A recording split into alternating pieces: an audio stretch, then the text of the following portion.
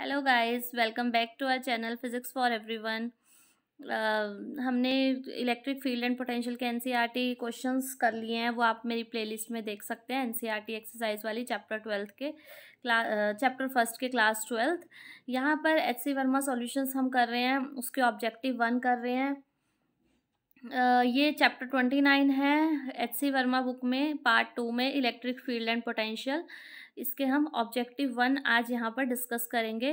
But before starting please don't forget to like, share and subscribe my channel. Let's start. Here is question number 1। What it says, मैं आपको थोड़ा zoom करके दिखा देती हूँ। यहाँ पे हमें एक फिगर गिवन है। Figure shows some of electric field lines corresponding to an electric field. Electric field के कॉरस्पॉन्डिंग में एक हमें इलेक्ट्रिक फील्ड लाइंस गिवन है हमें ये, और हमें 3 पॉइंट्स दिए हुए हैं ए, बी और C. We have to tell that कि किस पॉइंट पे इलेक्ट्रिक फील्ड ज़्यादा है और किस पॉइंट पे इलेक्ट्रिक फील्ड कम है। ये ऑब्जेक्टिव 1 जो है, इनमें 1 करेक्ट आंसर होगा हर क्वेश्चन का। ठीक है, तो अब इन 4 ऑप्शन हमें ए बी सी डी दिए हुए हैं, इसमें से बताना है कि कौन सा करेक्ट है। तो इलेक्ट्रिक फील्ड लाइंस की ये प्रॉपर्टी होती है कि जहाँ पर इलेक्ट्रिक फील्ड लाइंस ज़्यादा होती हैं वहाँ पर इलेक्ट्रिक फील्ड की वैल्यू ज़्यादा होती है। More dense the electric field lines, more will be electric field there, magnitude of electric field there. और जितनी डेंस कम होगी लाइन, जितनी उनकी डेंसिटी कम होगी, उतना ही इलेक्ट्रिक फील्ड भी वहाँ पर कम होगा। तो अब यहाँ पर हम क्या देख रहे हैं कि ए पॉइंट पे और सी पॉइंट पे इलेक्ट्रिक फील्ड लाइंस ज़्यादा डेंस आ रही हैं।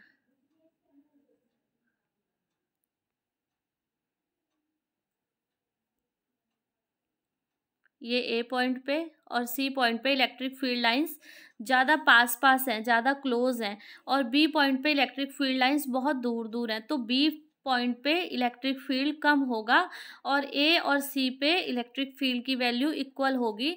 तो अब देखो, इसमें 2 ऑप्शन है, सी है और डी है। इसमें कंफ्यूज होने वाला, ई ए और ई सी हमें पता है दोनों इक्वल हैं, लेकिन ए और ए, सी और बी में से ज़्यादा कौन है? ए वाला ज़्यादा है। ए पे और सी पे इलेक्ट्रिक फील्ड ग्रेटर है और बी पे इलेक्ट्रिक फील्ड कम है, तो option C will be right hair.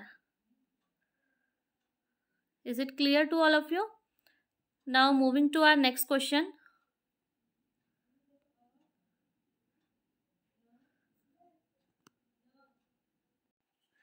What it says, when the separation between 2 charges is increased, the electric potential energy of the charges increases, decreases, remains the same, may increase or decrease। तो 2 charges के बीच का अगर हम separation बढ़ा दें तो उसकी potential energy पे क्या इफेक्ट पड़ेगा, ये इसने यहाँ पर बोला है। तो पोटेंशियल एनर्जी का फॉर्मूला हमारे पास क्या होता है? Q1 Q2 by R, K Q1 Q2 by R। अब यहाँ पर देखो क्या है, अगर इसने कहा है सेपरेशन इंक्रीज कर दे। अब अगर सेपरेशन इंक्रीज कर दे तो U की वैल्यू क्या होगी? डिक्रीज होगी, because they are inversely proportional. पर ये किस पे डिपेंड करता है कि चार्जेस कैसे हैं। Q1 Q2 अगर लाइक चार्जेस हैं, अगर Q1 Q2 लाइक चार्जेस हैं, दोनों पॉजिटिव हैं या दोनों नेगेटिव हैं, तो क्या होगा? अगर दोनों पॉजिटिव चार्ज है मल्टीप्लाई करके पॉजिटिव, दोनों नेगेटिव चार्ज हैं तो भी मल्टीप्लाई करके पॉजिटिव। तो अगर दोनों लाइक चार्जेस हैं, हमारे पास ये वैल्यू पॉजिटिव आने वाली है।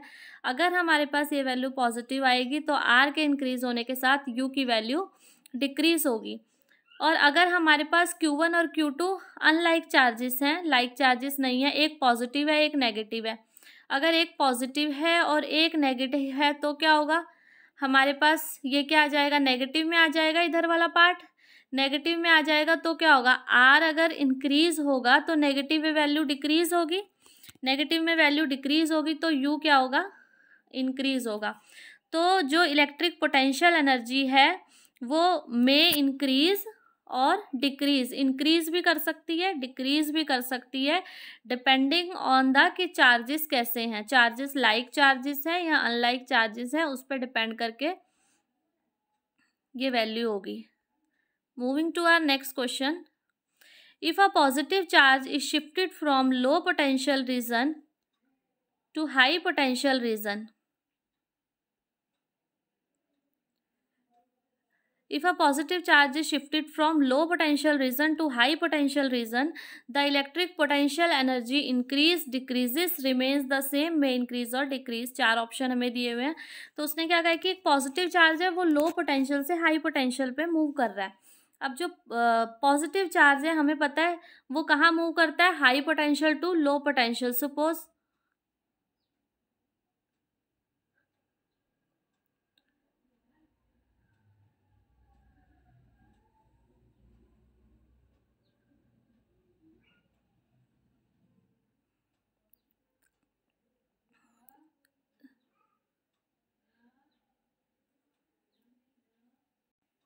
सपोज ये इलेक्ट्रिक फील्ड की डायरेक्शन है. इलेक्ट्रिक फील्ड कहाँ होता है, पॉजिटिव से स्टार्ट होता है और आगे नेगेटिव की तरफ जाता है. ठीक है, तो ये इलेक्ट्रिक फील्ड कहाँ जा रहा है, high potential to low potential जा रहा है. ठीक है, अगर electric field high potential to low potential जा रहा है और उसी डायरेक्शन में क्या होता है, पॉजिटिव चार्ज भी जाता है high potential to low potential. तो अगर वो high potential to low potential जाएगा तो एनर्जी डिक्रीज होगी. लेकिन अगर चार्ज इस डायरेक्शन में जाता है high potential to low potential, पर अगर हम उस चार्ज को उसके अपोजिट डायरेक्शन में भेजेंगे, low potential to high potential हम उसे भेज रहे हैं, तो क्या होगा, हमें कुछ वर्क डन करना पड़ेगा. उसे हाई पोटेंशियल पे लेके जाने के लिए वर्क डन करना पड़ेगा. तो वो वर्क डन क्या होगा, उसमें पोटेंशियल एनर्जी की फॉर्म में स्टोर हो जाएगा और उसकी जो इलेक्ट्रिक पोटेंशियल एनर्जी है वो इंक्रीज हो जाएगी. तो यहाँ पे इसका आंसर होगा ए, increases.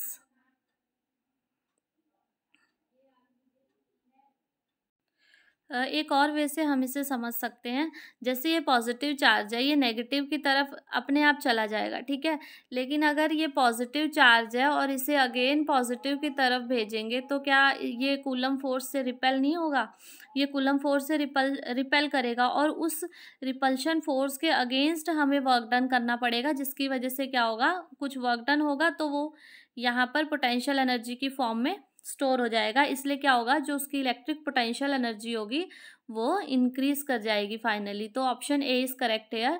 Now moving to our next question.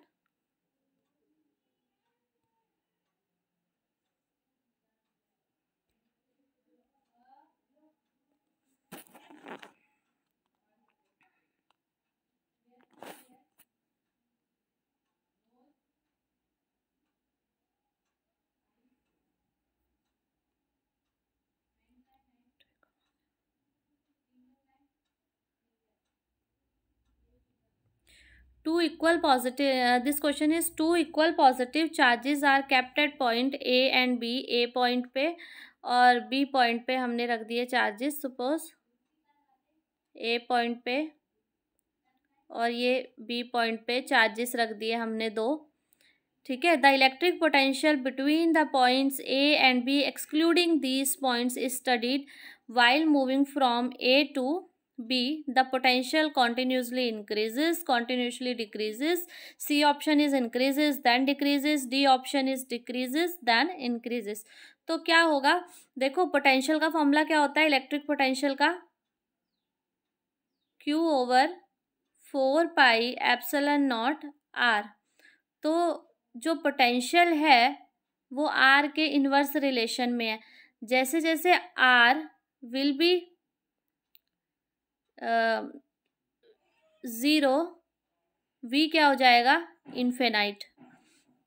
तो R अगर 0 को अप्रोच करेगा तो V इन्फिनिटी को अप्रोच करेगा. यानी कि इस A पॉइंट के नियर बाय में और B पॉइंट के नियर बाय में जहाँ पे R की वैल्यू कम है वहाँ पर पोटेंशियल ज़्यादा होगा. ऐसे ही A की विकिनिटी में पोटेंशियल ज़्यादा है, B के आसपास में पोटेंशियल ज़्यादा है.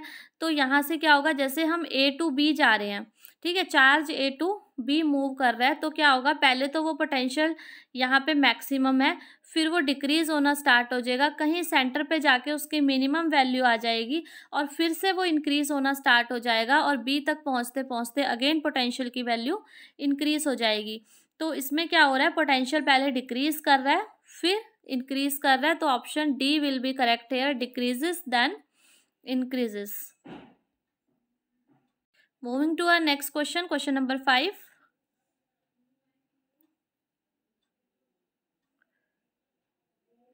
यहाँ पर देखो क्या दिया हुआ है, the electric field at the origin is along the positive x axis. Question मैं जूम कर देती हूँ। यहाँ पे क्या है देखो, electric field is at the origin is along positive axis. Electric field जो है वो पॉजिटिव एक्स एक्सिस की डायरेक्शन में है। A small circle is drawn with the centre at the origin. Circle है, उसका सेंटर ओरिजिन पे हमें गिवन है। और हमें क्या कहा है इसने, cutting the axis at the points A B C D having the coordinates A0 0 A, ये 4 कोऑर्डिनेट्स दिए हुए हैं। तो हमें बताना है कि potential is minimum eight.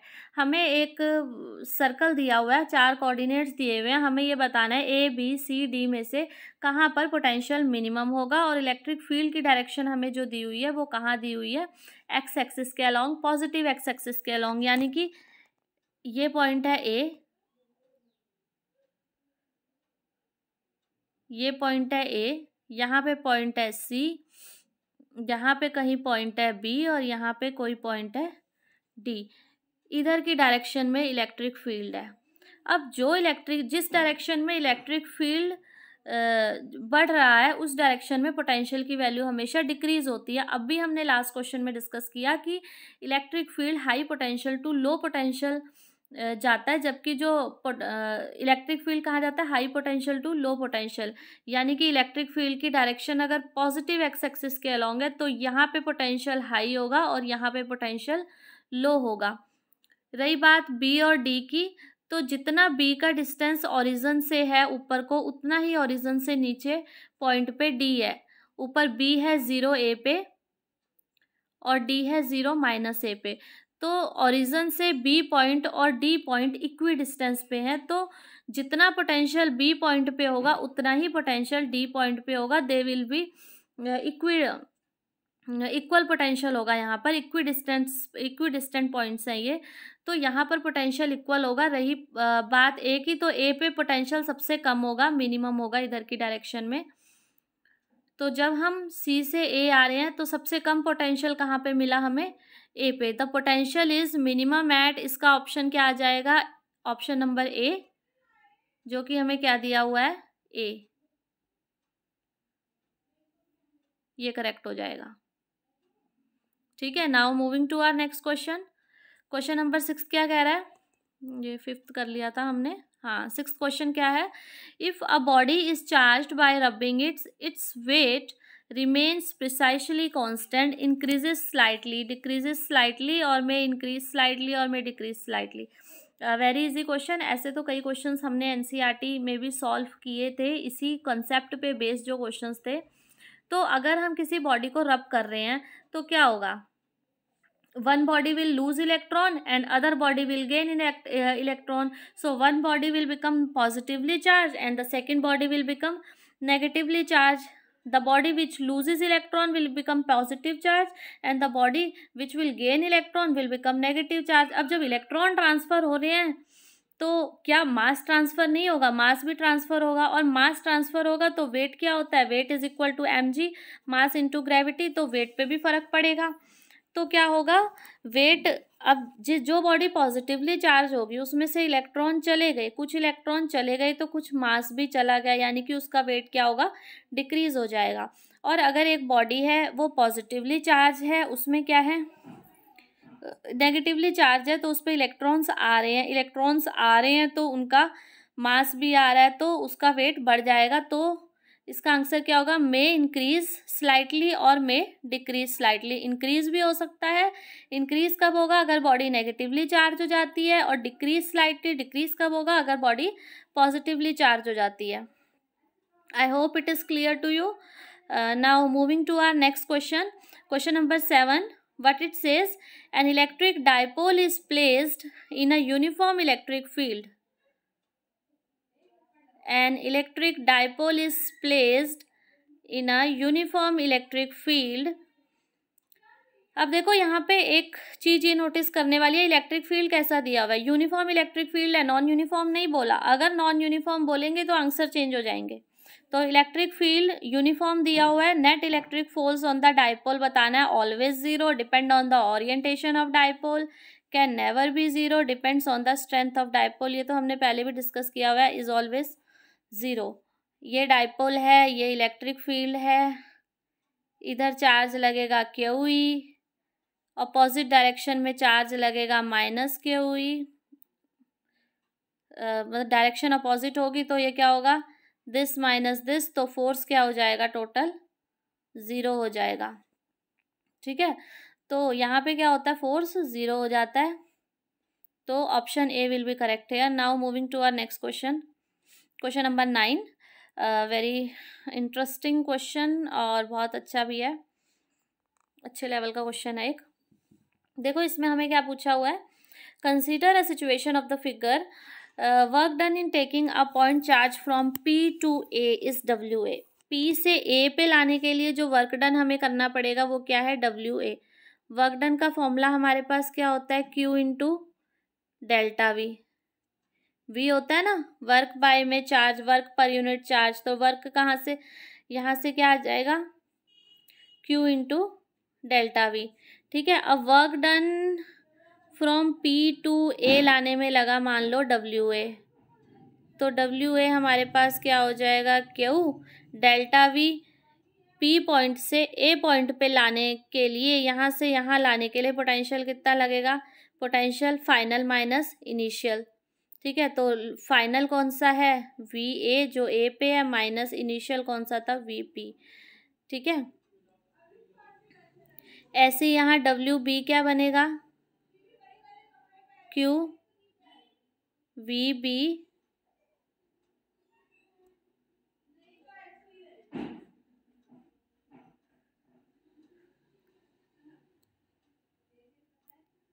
VB minus VP। ठीक है,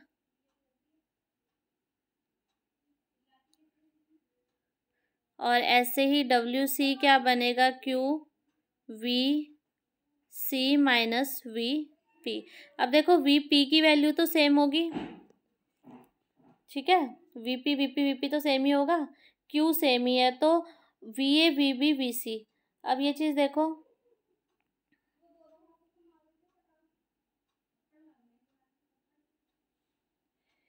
ए देखो यहाँ पे A पॉइंट, B पॉइंट और C पॉइंट तीनों क्या है, Q से इक्वी डिस्टेंस पे है, सपोज R डिस्टेंस पे है। V का फॉर्मूला क्या होगा यहाँ पे, Q/4πε0R। ठीक है, V का क्या होगा, Q/4πε0R या KQ/R। तो ये कांस्टेंट है, चार्ज Q कांस्टेंट है, तो V की वैल्यू कंप्लीटली किस पे डिपेंड करेगी, R पे डिपेंड करेगी। अब अगर R सेम आ रहा है हमारे पास, तीनों के लिए R सेम है, तो V A पॉइंट पे, B पॉइंट पे, C पॉइंट पे सेम होगा। ठीक है, तो VA VB VC तीनों इक्वल हैं, तो अगर ये तीनों इक्वल हैं तो WA WB WC work done भी इक्वल आ जाएंगे। ठीक है, अगर ये तीनों इक्वल है तो वर्क डन भी हमारे पास इक्वल आ गए।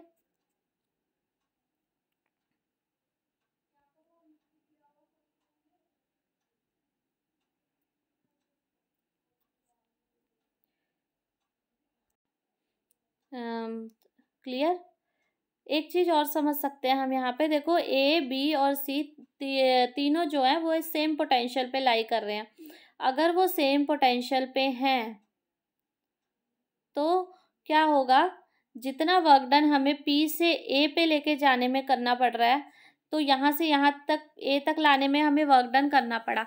अब A से B तक ले जाने में कोई वर्क डन नहीं होगा, क्योंकि इन तीनों पॉइंट्स पे पोटेंशियल सेम है, इन तीनों पॉइंट्स पे पोटेंशियल सेम है, तो ये सरफेस कैसा बन गया, इक्वी पोटेंशियल सरफेस। और इक्वी पोटेंशियल सरफेस पे मूव कराने में वर्क डन, अगर हमने चार्ज को इक्वी पोटेंशियल सरफेस पे मूव कराना है तो work done will be zero. तो ए पे भी, तो A से C तक मूव कराने में कोई वर्क डन नहीं होगा, तो इसलिए work done due to A B and C will be equal.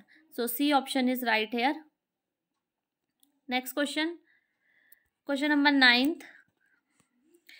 ये क्या कह रहा है, a point charge q is rotated along a circle in the electric field generated by another point charge q। एक पॉइंट चार्ज है plus q, ठीक है, उसकी वजह से एक इलेक्ट्रिक फील्ड बन रहा है, उस इलेक्ट्रिक फील्ड में हम प्लस q चार्ज को ऐसे रिवॉल्व करा रहे हैं, तो एक कंप्लीट रिवॉल्यूशन के लिए वर्क डन कितना होगा, तो वर्क डन 0 होगा। It was a very easy question. क्यों? क्योंकि इलेक्ट्रिक फील्ड क्या है, कंजर्वेटिव फील्ड है। इलेक्ट्रिक फोर्स कैसा है, कंजर्वेटिव फोर्स है, और कंजर्वेटिव फोर्स से वर्क डन हमेशा 0 होता है, तो इसका आंसर क्या हो जाएगा, 0।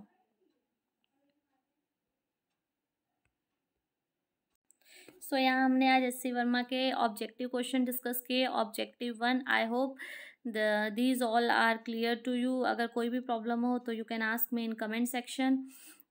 Thank you for watching.